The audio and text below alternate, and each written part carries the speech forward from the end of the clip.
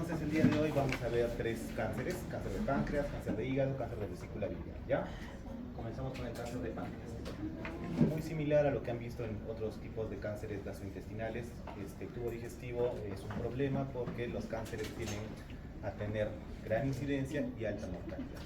En este caso, el cáncer de páncreas se encuentra en la cola de la incidencia de los cánceres top 10 a nivel mundial, pero su mortalidad está mucho más arriba de su incidencia, por eso lo hace una tumoración peligrosa. Epidemiológicamente, esta es la neoplasia sólida con peor sobrevida, y esto es porque su diagnóstico se realiza generalmente muy tarde en su historia natural. En general, desde que uno diagnostica a un paciente y 5 años después quiere ver cuántos van a estar vivos, solamente va a ser una sobrevida del 8.2%. Casi uno o ninguno de cada 10 pacientes que veamos con cáncer de páncreas hoy día, en 5 años va a estar vivo. Y esto depende mucho del estadio en el que hagamos el diagnóstico inicial. Cuando hacemos el diagnóstico en el estadio localizado, la sobrevida a 5 años es de 37%. Cuando lo hago con una extensión regional, 12%. Y cuando lo hago en el estadio metastásico, que lamentablemente es el más común que hacemos, solo 3.1% de sobrevida a 5 años en promedio. Dentro de los factores de riesgo para esta neoplasia tenemos los que son modificables y no modificables. Dentro de los que son no modificables tenemos la edad. Esta es una neoplasia que se asocia más con personas adultas mayores. La edad media del diagnóstico es de 70 años.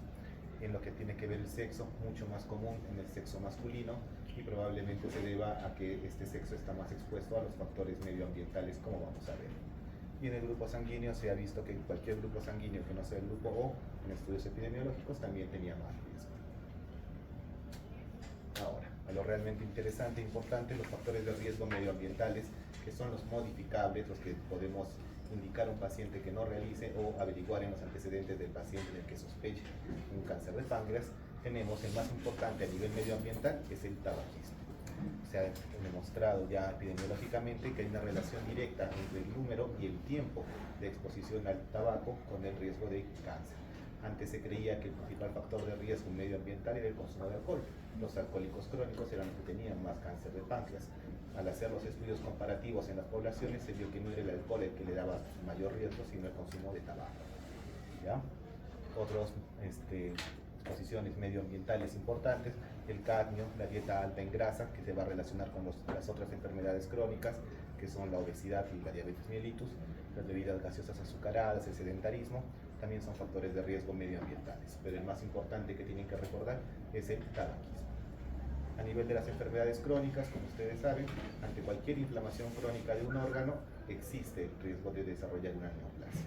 En este caso, la pancreatitis crónica no es una entidad frecuente para su diagnóstico. Hay pocos estudios epidemiológicos que hacen un seguimiento de pancreatitis crónica para desarrollar cáncer de páncreas.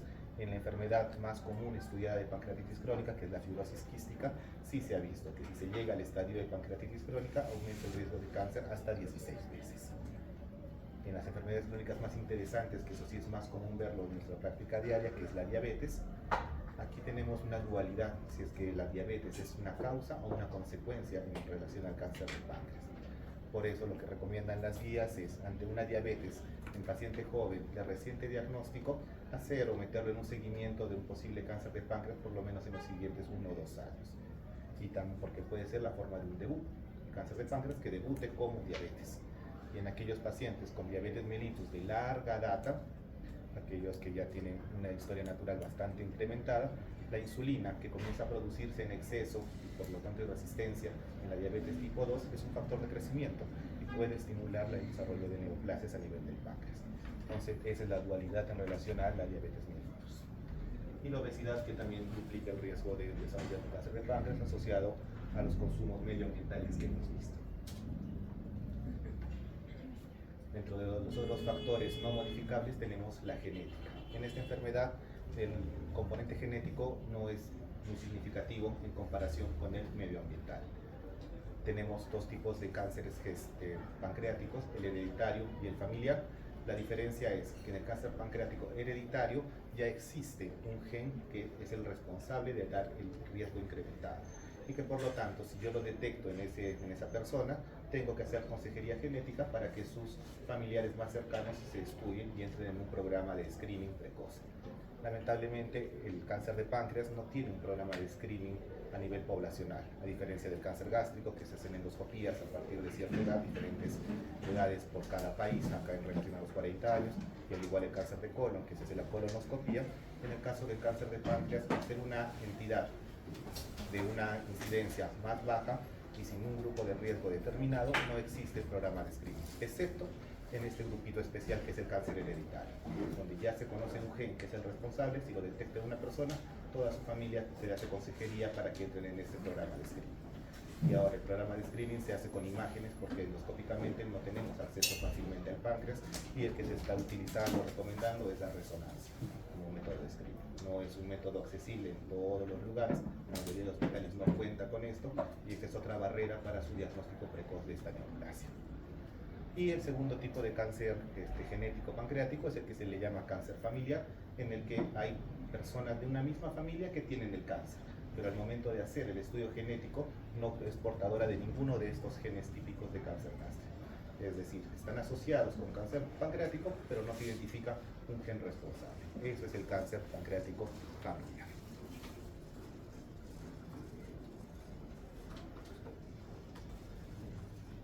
Tengan en consideración y pueden ir recordando, miren los genes que son los asociados al cáncer hereditario, que son muy diferentes a los que vamos a ver en el cáncer no asociado a herencia, que es el más común en el ambiental.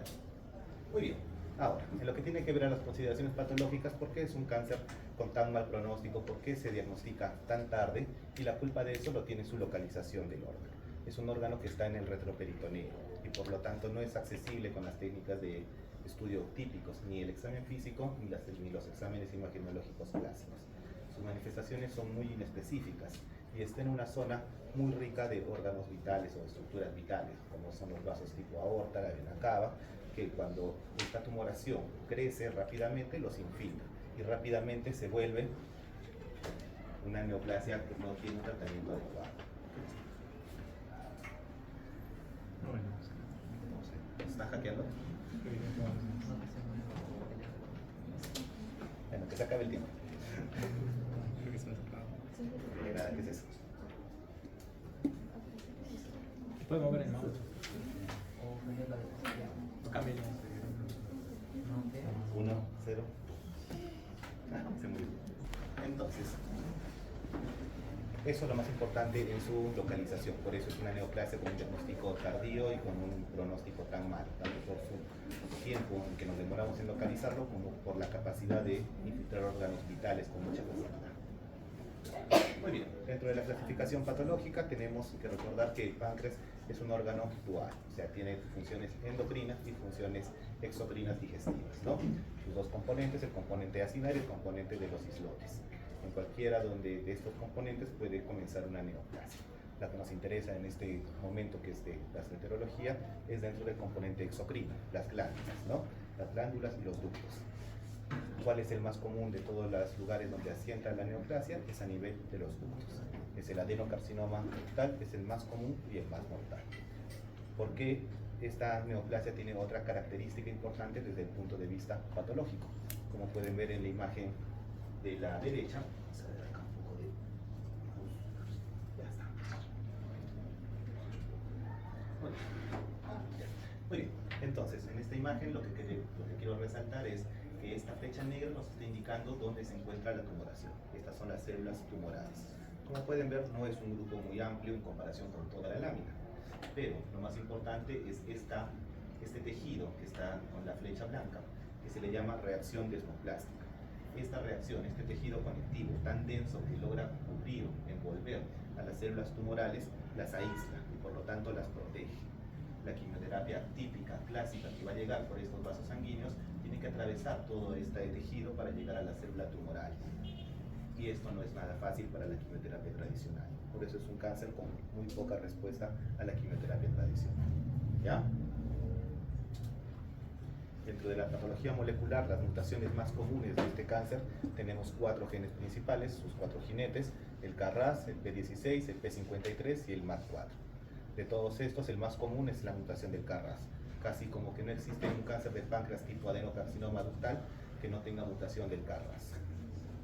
Si se dan cuenta y recuerdan un poco, lo van a comparar con los genes que han visto en el cáncer familiar, ninguno de estos está presente. Por eso es que el componente medioambiental es mucho más importante en este componente que el componente genético hereditario familiar. ¿Ya? Por eso no tengo una población de riesgo. Dentro de las lesiones preneoplásicas, que muy pocas veces lamentablemente se diagnostican en la práctica clínica, tenemos los llamados PANIN. Estos van desde el PANIN 1 hasta el PANIN 3, son la progresión de la displasia hasta el desarrollo del adenocarcinoma.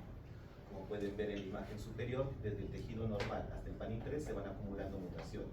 Si estamos diciendo que la mutación del KRAS es una mutación que está presente en casi el 100% de los tumores, esta mutación va a ser una de las primeras en presentarse, como podemos ver aquí a nivel del PANIN 1. Desde que comienza la cascada oncogénica, ya hay mutación de este gen.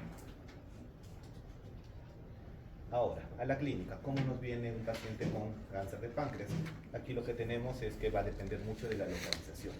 Se puede localizar el tumor a nivel de la cabeza, a nivel del cuerpo o a nivel de la cola del páncreas. De estos, el más sintomático y el que tiene un mejor pronóstico, por decirlo así, porque se puede diagnosticar más precozmente, es el de la cabeza del páncreas, que nos va a dar la manifestación típica de un dolor abdominal pancreático. Lo conocen de su clase de pancreatitis aguda, mesogástrico, epigástrico, que se va hacia la zona lumbar, que empeora con la comida, que impide estar recostado y que mejora un poco estando hacia adelante. Dolor pancreático asociado a pérdida de peso, y puede o no haber ictericia, dependiendo si es que la lesión está en la cabeza del páncreas y me va a bloquear los ductos biliares, o está en la parte posterior donde no me va a afectar el drenaje biliar.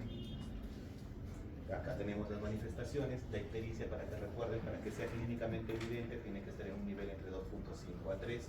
Para que dé prurito, tiene que ser un poco más alta, entre 6 a 8. Se dan síntomas que pueden ser como un síndrome coledociano, porque va a estar atrapando el coledo, que si es cabeza de páncreas, la coluria, la venocolia. Y típicamente estos pacientes tienen una pérdida de peso muy significativa porque es multifactorial. Por un lado, están teniendo una tumoración que genera un proceso inflamatorio, una gran cantidad de citocinas inflamatorias en su sistema. Son pacientes que por el dolor dejan de comer, bajan de peso con un segundo factor. Y además, como está una tumoración que va a alterar un componente clave de la digestión, el jugo pancreático, así coman, no se va a poder digerir y absorber con facilidad. Entonces son pacientes que por todo lado tienen el riesgo de una desnutrición severa, y así se presentan generalmente al hospital, ¿no?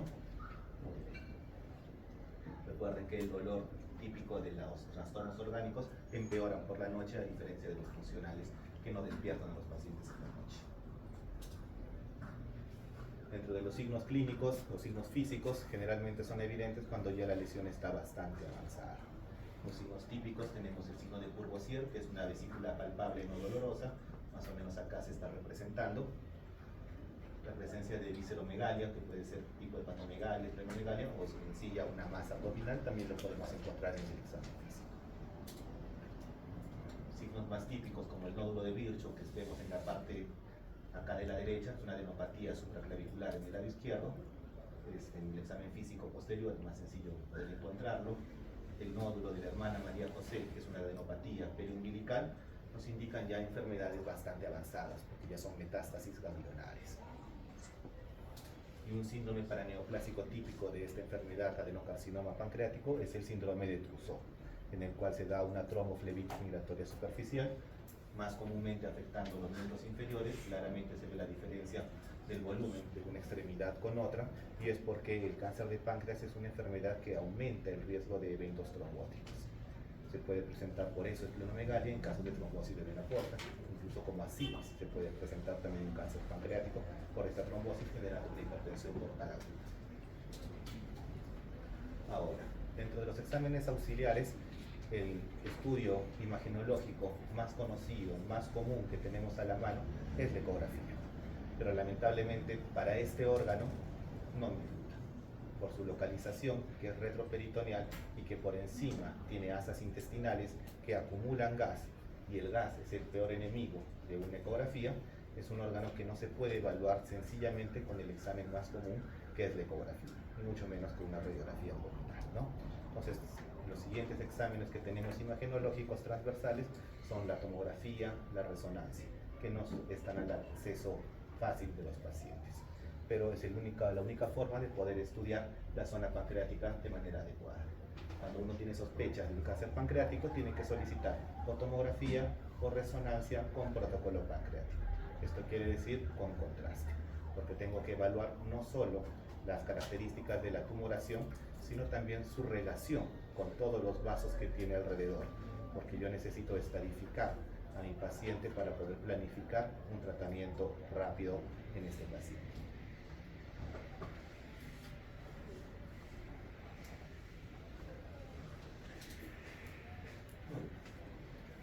Otras pruebas auxiliares que se pueden utilizar además de la tomografía o resonancia con la que comienza mi estudio puede ser el PET scan. Es un tipo de tomografía especial que utiliza unos marcadores de glucosa. Las células tumorales tienen un metabolismo incrementado, por eso captan rápidamente la glucosa y se prenden todos los foquitos que pueden ver acá. No se utiliza de rutina porque no está el acceso en todos los hospitales que manejen pacientes pancreáticos, pero puede ser útil en el estadiaje o cuando quiero evaluar la enfermedad a nivel de peritoneo. Por lo menos para esta neoplasia de páncreas, el PET scan sí me ayuda mucho para evaluar el peritoneo y metástasis a nivel de peritoneo. El siguiente examen que vamos a comentar es ya un examen endoscópico, esto es la ecoendoscopía. ¿Para qué utilizo yo ecoendoscopía? Para tomar la biopsia. Como ustedes saben, la mayoría de tumores necesito confirmarlo anatomopatológicamente, tanto para la confirmación de que es una neoplasia, como para poder planificar un tratamiento personalizado. En este caso, comentamos un poco de confirmar el diagnóstico. Hay una enfermedad un poco reciente, que es la pancreatitis autoinmune, que su presentación es como un tumor a nivel de la cabeza de páncreas, igualito imagenológicamente a un cáncer, pero que obviamente su tratamiento es diferente. Dando corticoides mejoran rápidamente. Entonces necesito confirmar que estoy ante un caso de cáncer para planificar dar una terapia agresiva como es la quimioterapia o una operación bastante amplia que son los Whippers que ya conocen. Entonces la biopsia en el cáncer de páncreas es esencial. Primero confirmo y en segundo lugar mando el estudio para una medicina personalizada. Ya les dije, la quimioterapia clásica típica no le hace casi ni chis a esta neoplasia. Existen nuevos fármacos que dependen mucho de la alteración genética que tenga cada paciente para darle una inmunoterapia localizada. En este caso, el acceso se puede realizar por este estudio que es la ecoendoscopía. Se pasa una agujita por esta zona y se llega a la tumoración de la cabeza del páncreas. En lo que tiene que ver los marcadores tumorales, tienen que recordar siempre que un marcador tumoral no me hace el diagnóstico ni me descarta la posibilidad de una neoplasia.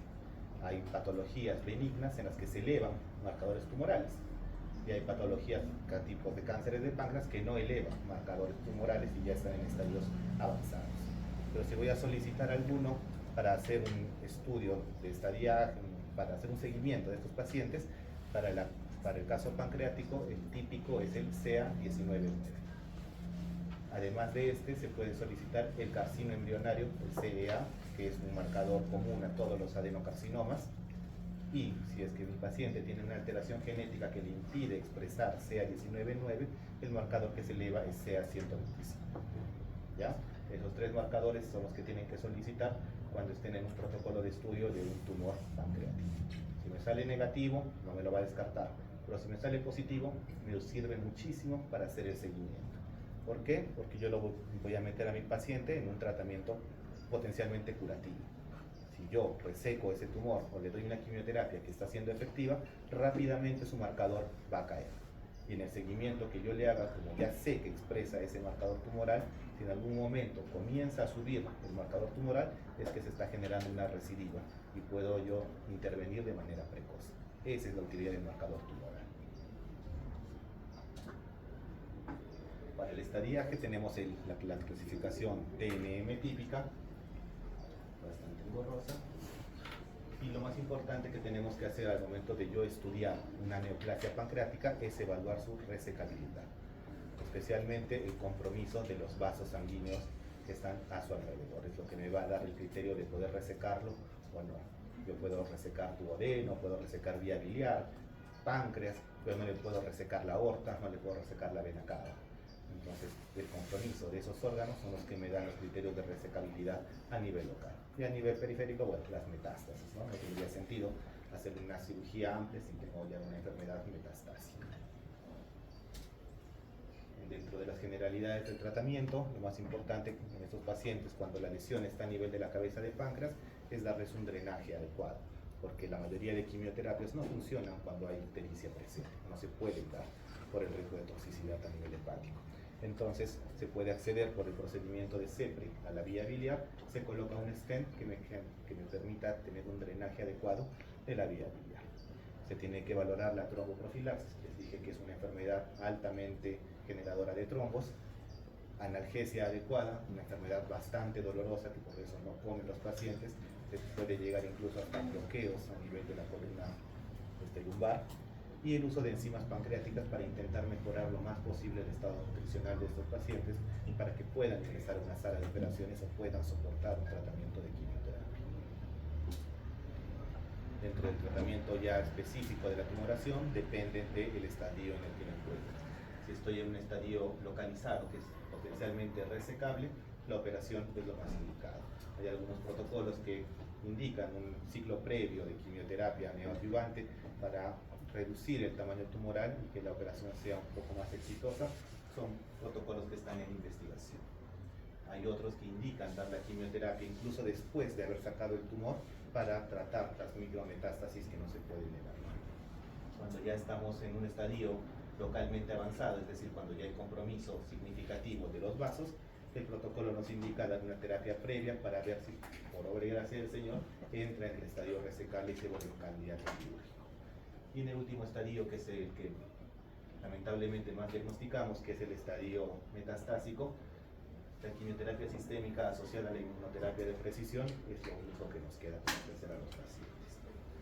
Claramente vemos el estadio resecable, es el que menos diagnosticamos, 10 a 20%, el estadio localmente avanzado, 30%, y el metastásico, 50 a 60%.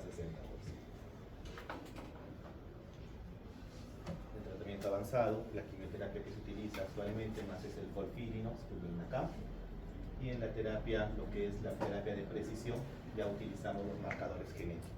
Si tengo mutaciones o no a nivel del BRCA, si tengo inestabilidad en microsatélites, que ya lo conocen de lo que es cáncer de colon, y si tengo mutaciones especiales en genes específicos como este NTRK, ya existe una terapia oncológica de precisión que mejora los resultados en estos pacientes. Un par de meses más de sobrevida para los pacientes. ¿Listo? Y bueno, eso es todo de cáncer de páncreas.